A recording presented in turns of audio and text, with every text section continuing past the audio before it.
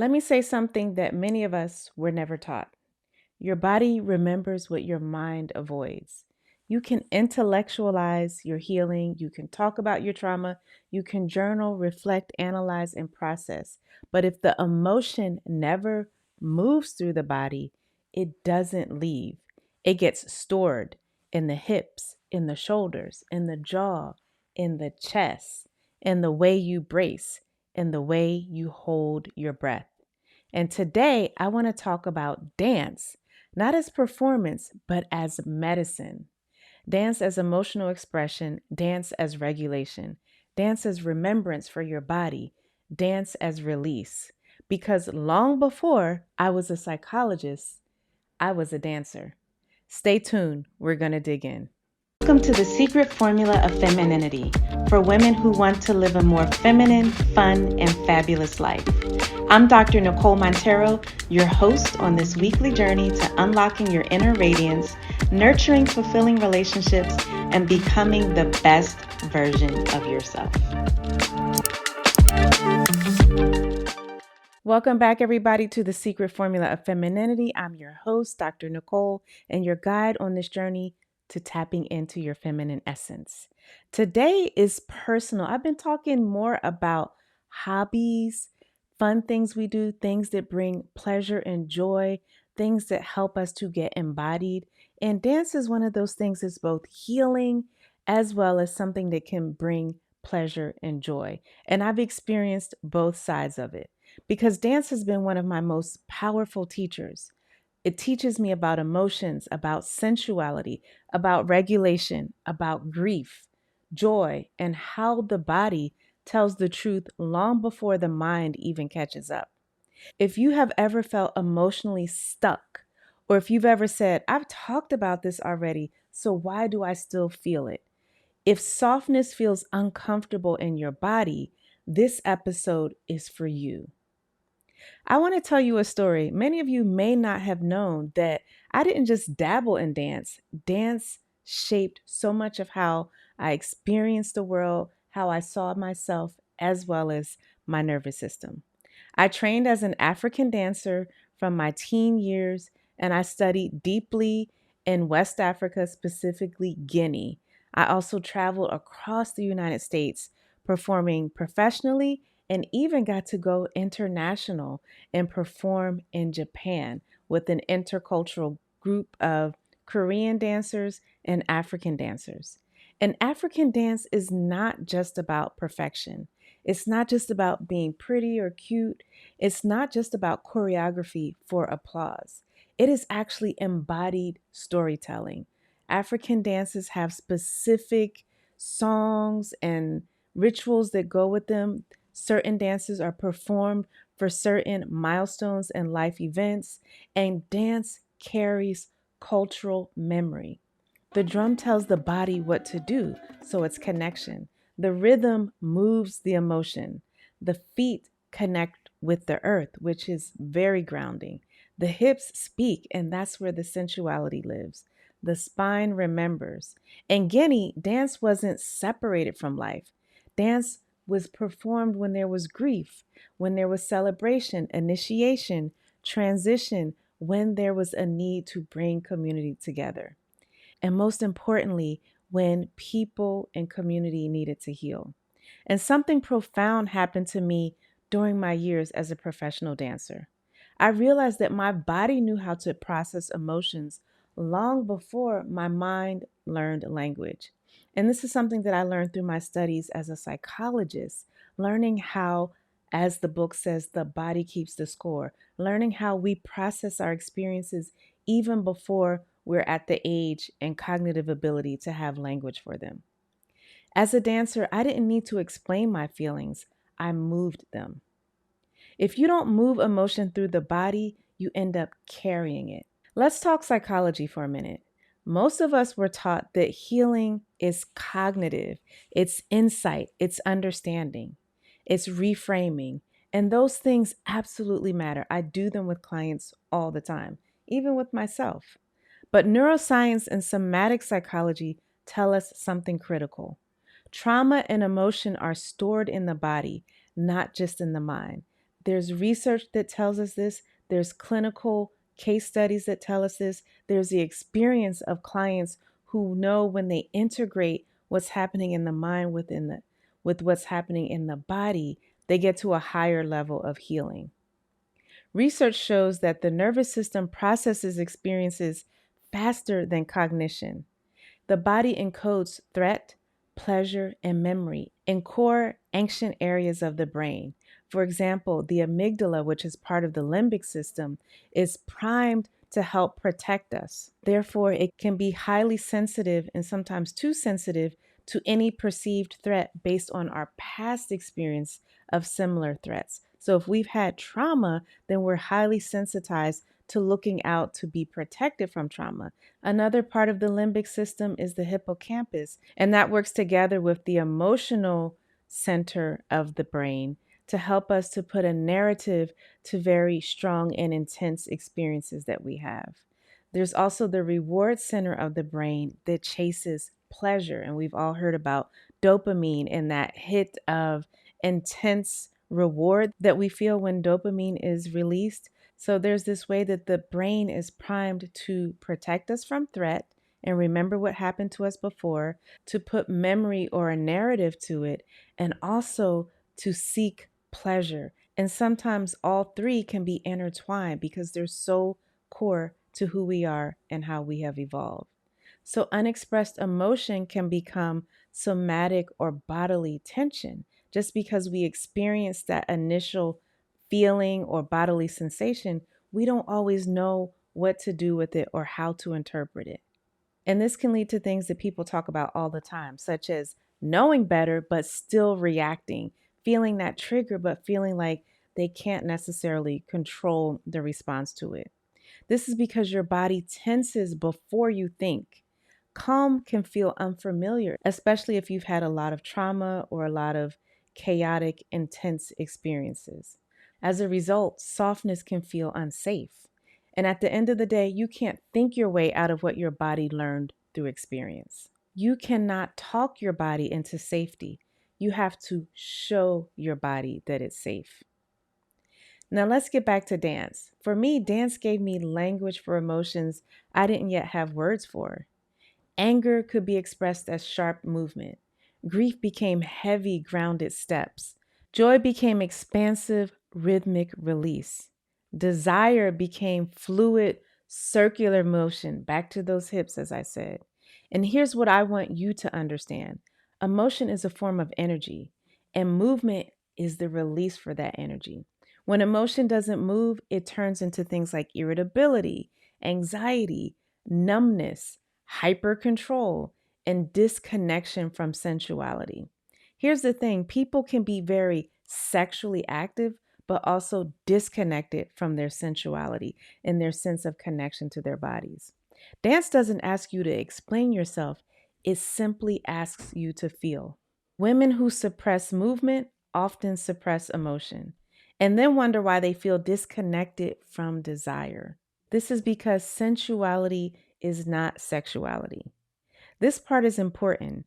Sensuality has been misunderstood, sexualized, and even policed, especially for women.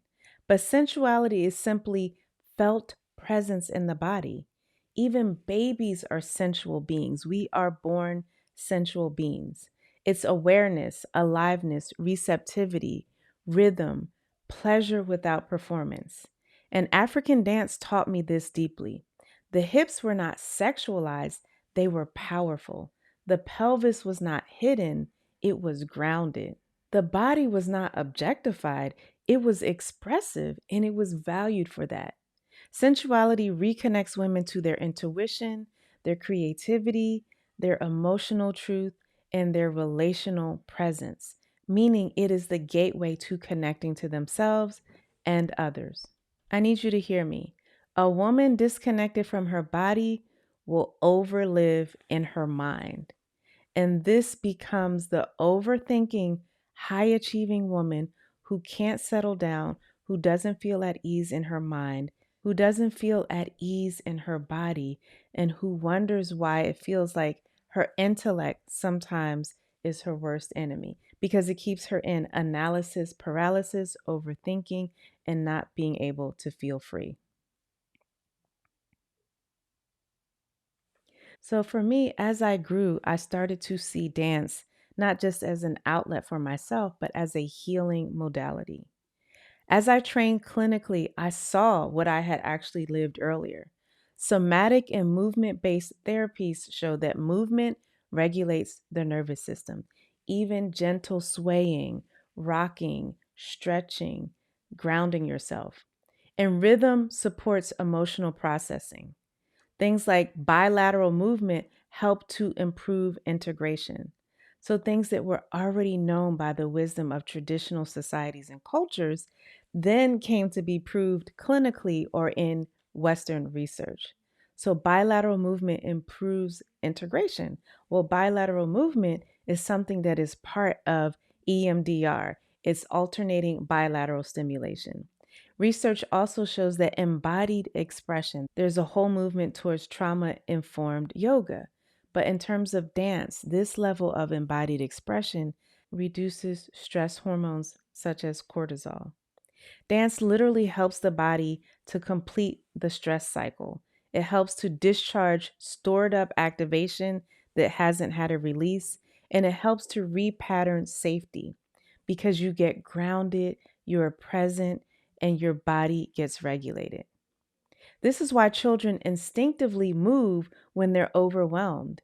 Even in the animal kingdom, after a prey has gotten away from the predator, it tends to shake off that fear that's stored up in the body. Cultures have always used dance and movement for healing. Stillness alone doesn't heal trauma.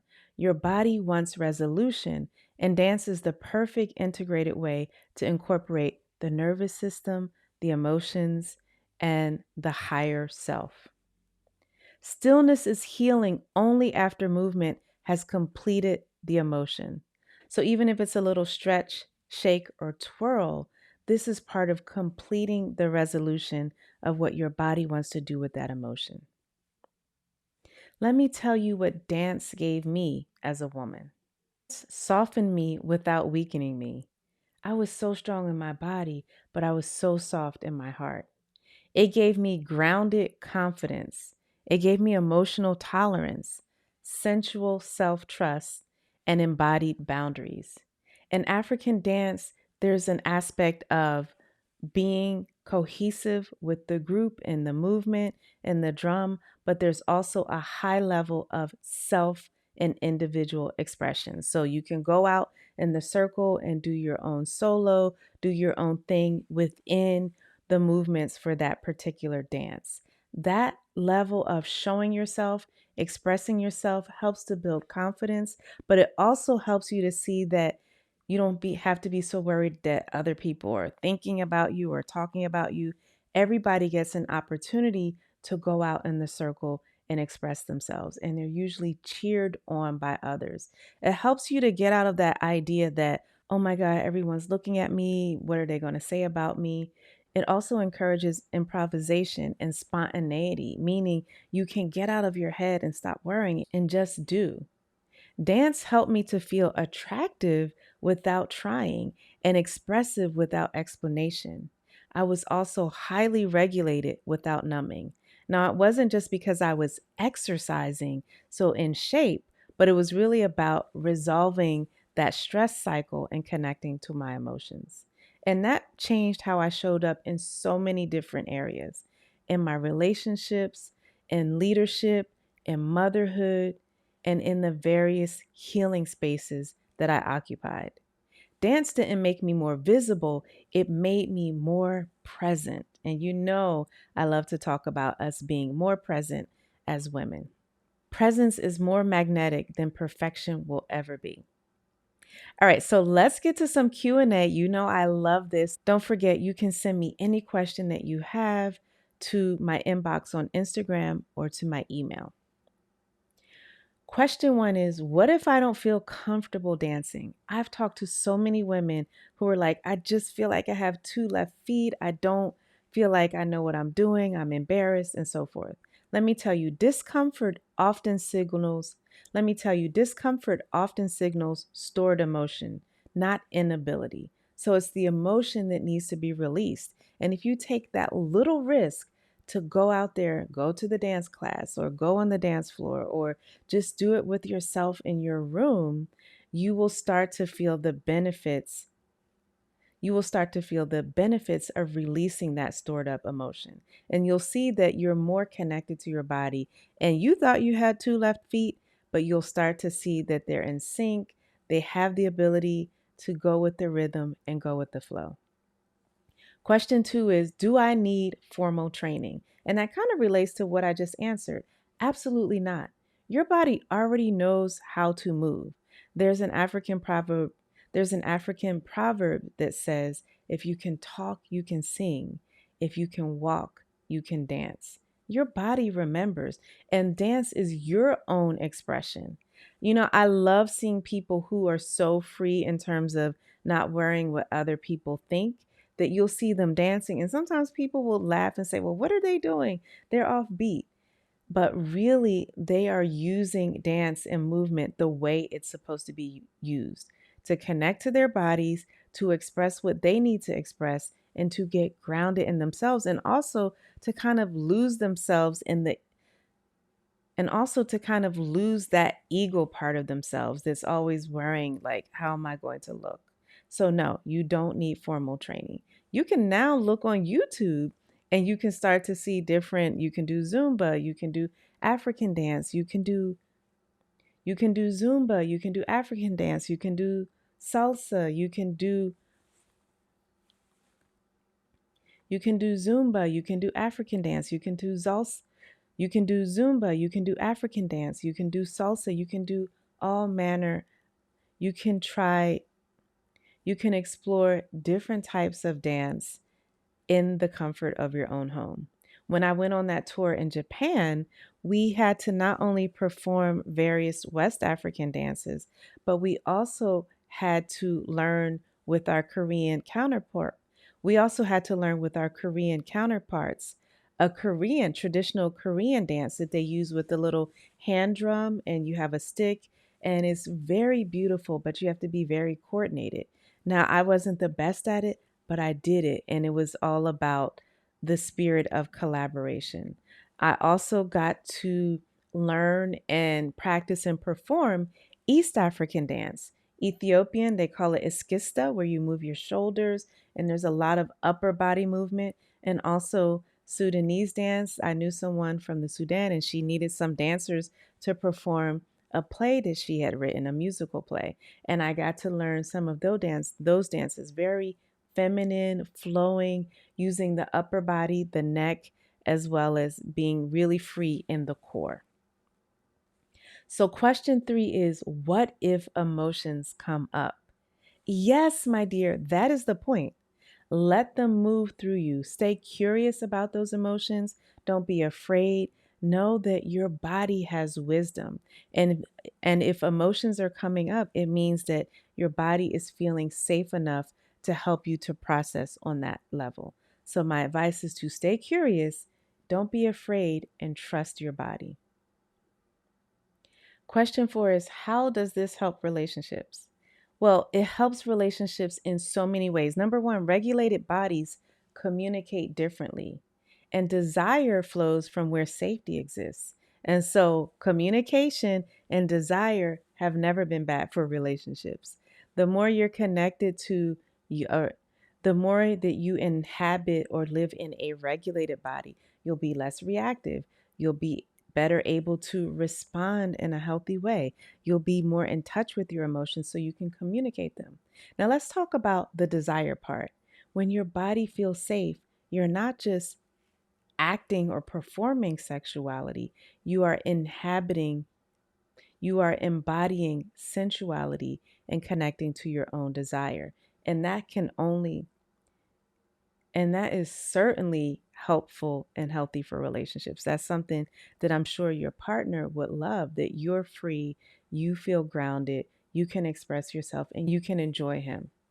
Thank you so much for those questions. I love them. So let's talk practical things you can do. You know, I always love for you to walk away with something that you can start to implement for yourself. I want to invite you to something very simple this week. Put on music. That's number one. Close the door, turn off the mirror, don't look at it, turn the other way, and move without choreography. Ask your body, what do you need to express? There's no audience, there's no performance. You don't have to fix it, you don't have to record it. All you have to do is move. It's just you and movement. I want you to do that. And if you get a chance, come back to the comments and let me know what that felt like for you. Were you motivated to do it again?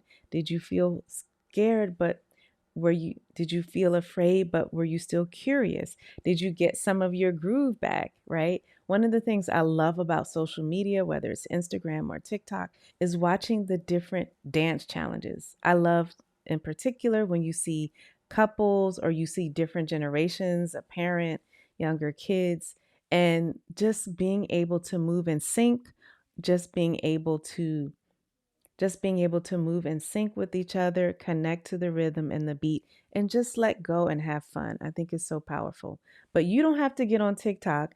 You just have to go in your room, put on the music, close the door, and move. And let me know how it goes for you. If this topic of the healing power of dance resonates with you, it's likely because your body is asking for more than just insight and understanding, more than just reading in books. And inside, more than just reading in books, it's looking for a way to integrate it all. Inside, it's looking for a way to integrate it all. And that's kind of what I've been trying to, it's looking for a way to integrate it all. And that's part of what I've been trying to talk about as I talk about these different hobbies and activities that are very powerful for women in terms of connecting to our feminine energy. In the previous episode, I talked about gardening, and here with dance, and I'm going to share some other feminine hobbies and activities in upcoming episodes. And it's not just because these things are cute and make you look pretty and feminine, it's because they integrate and connect you to who you really are. Inside my work, and especially within my Boundaries to Bliss ecosystem, whether it's the book, whether it's the community, masterclass, or my higher level coaching, we integrate embodiment with nervous system regulation, feminine expression, and emotional safety. In fact, at my last Boundaries to Bliss live retreat, at the end, we did a group dance. I was able to choreograph for them a short, simple, but powerful dance that we all did together. And some of the women left in tears because they hadn't moved like that in so long. Because I want, this is important because boundaries are not just spoken, they're felt. They have to come from what you're feeling and feeling confident to establish and maintain boundaries. And healing isn't just understood, it's embodied. Dance taught me that healing is not always quiet. Sometimes it's rhythmic, sometimes it's grounded, sometimes it's sensual, and sometimes it's messy, but it is always honest. I want you to remember the body remembers what the mind avoids, and movement is how we listen. If you want to know more about Boundaries to Bliss, whether it's my book, my inner circle, or my one on one and group coaching, make sure you check out the links in the show notes. Until next time, stay embodied, stay expressive, and stay soft. I'll see you in the next episode. I'm Dr. Nicole.